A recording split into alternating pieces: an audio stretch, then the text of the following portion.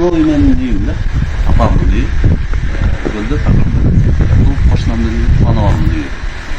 Айтайын дегеним ол дубал биздики, бизге карай. Анан бул Кубанова, бул дубалдан 2 метр.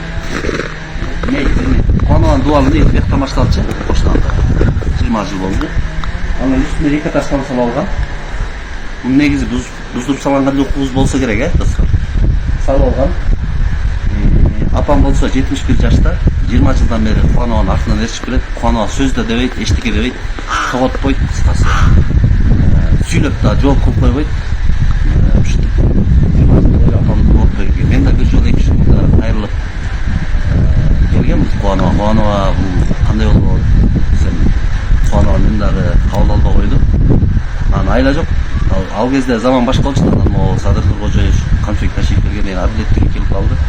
Ошондо мен деле айрылып көрөйүнчү деп атам да, өзүм оюм айып. Бул эч нерсе эмес, достор. Азыр корону да көрсөңүз, кородон биз сарайыбызды дагы менчиктештирип алган 20 жылдан бери ала албай келебиз. Көрсөтөм азыр. Достор, бул болсо коронун ичи, жана сиздерге айтып аткан биздин дубал деп аткан дубалдын ички дубалыбыз ушул, жанагы дубалдын уланысы мынайдан келет. Биздин коро көрдүңүздөр, бирок те сарайды көрдүңүздөрбү? Сарайды тартып ала. Мына эшиктин, терезенин орду турат го. Ушул жабылып турат. Биздин коро бул өзүчү. Бул өзү биздин коро дейбиз, биздин склад дейбиз, биздин комната да кыскасы. Бирок эшигин тиги кошунат тиги ичинен чыгарып алган. Анан муну да бербей койду бизге. Так документ бул жерде. Ушу 20 жылдан ашык болдук, пайдаланып келатат. Тартып көрсөтүп койсоңор, бул коро мына турат. Биздин эле чектин ичинде коро турат, бирок эшиги бизде жок да. Эшикти Кубановдун тиги өзүнөн чыгарып алган. Өзүнүн эле жери биздикиндей эле чоң мына. Бүт сарайлардан бери 2 этаж. Бул иши көп жылдар бою кумтөрдө иштеген. Азыр баласы иштейт.